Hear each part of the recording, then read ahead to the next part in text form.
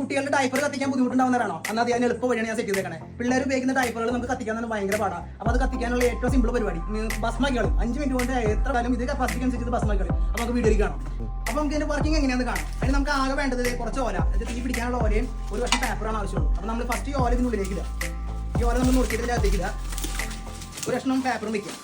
അപ്പോൾ എൻ്റെ ഉണ്ണിൻ്റെ കൊച്ചിൻ്റെ ഡൈപ്പർ എത്തിയിട്ടുണ്ട്. നമുക്ക് ഇതൊക്കെ കത്തിക്കാൻ വേണ്ടി എൻ്റെ പൈപ്പ് മാറ്റി വെച്ചേക്കുന്നതാണ്. അത് ഇതിലേക്ക് ഇട്ടു. ഇതിലേക്ക് നമ്മുടെ ഡൈപ്പറിൻ്റെ പരിപാടിയും കഴിഞ്ഞ് ഇട്ടിട്ടുണ്ട്. എന്നിട്ട് നമ്മൾ ഈ പേപ്പറിന് തീ കൊടുത്തിട്ടുണ്ട്. നമ്മൾ ഈ സാധനം പതിയെ മൂടുക.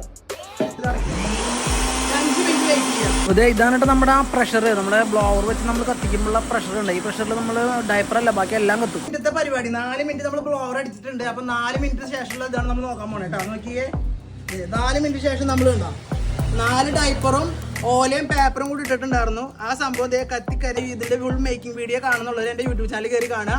അപ്പോൾ ഇന്നത്തെ വീഡിയോ ഇത്രേ ഉള്ളൂ. എല്ലാവർക്കും ഉപകാരപ്പെട്ടു എന്ന് വിചാരിക്കുന്നു. Thank you.